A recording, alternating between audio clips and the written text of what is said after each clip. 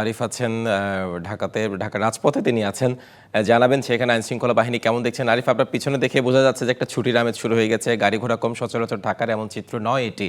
ঈদের আমেজ বলা যায়, কিন্তু ঈদের আমেজ ছাড়িয়ে এবার সেটা ভোটের আমেজে গিয়ে ঠেকেছে। সবকিছু মিলে ঢাকাবাসীর নিরাপত্তা, আইনশৃঙ্খলা বাহিনীর তৎপরতা কেমন দেখছেন? হিমাদ্রি, ব্যাপক তৎপরতা আমরা কিন্তু দেখেছি গতকাল রাত থেকেই।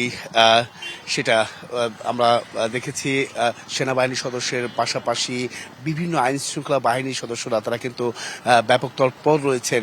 তার কিছুক্ষণ আগেই গুলশান 1-এর বিজিবির একটি টহল আমরা কিন্তু যেতে দেখেছি, এমনকি তারা পর্যায়ক্রমে ধারাবাহিকভাবে তারা কিন্তু এই নিরাপত্তা ব্যবস্থার যে তৎপরতা সেটা কিন্তু হয়তোবা বিকেলের পর থেকে আর একটু বাড়িয়ে দেওয়া হবে বা বাড়ানো হবে বলেও কিন্তু তারা আমাদেরকে জানিয়েছেন। এর পাশাপাশি যদি আমি একটু বলতে চাই যে এখানে নিরাপত্তার পাশাপাশি সাধারণ মানুষের মধ্যে কিন্তু একটা আমেজ, যেটা আসলে ঈদের আমেজ যে বিষয়টা আমরা সবসময় লক্ষ্য করি, সেই ঈদের আমেজকেও হার মানিয়েছে বলা যায় যে এই নির্বাচনী আমেজ।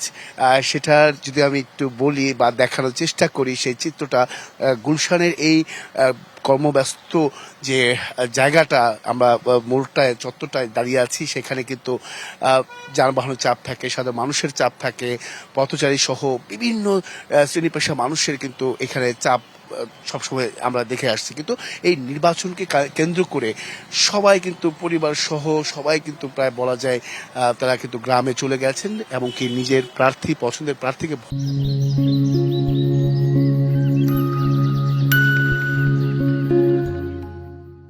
ভোট দেওয়ার জন্য গিয়েছেন। এমনকি যারা আছেন এখন তারা মূলত দিন আনে দিন খায় যে শ্রমজীবী মানুষরা এখানে অবস্থান করছেন, তারাই কিন্তু আছেন, এবং কি যারা ভোটার তারাই আছেন।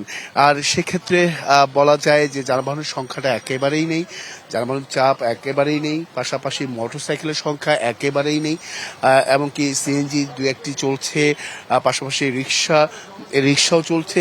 তো সবকিছু মিলে বলা যায় যে নিরাপত্তার পাশাপাশি সাধারণ মানুষের যে আনাগোনা সেই সংখ্যাটাও কিন্তু কমে গেছে। এমনকি নিরাপত্তা ব্যবস্থা অবশ্যই জোরদার করা হয়েছে।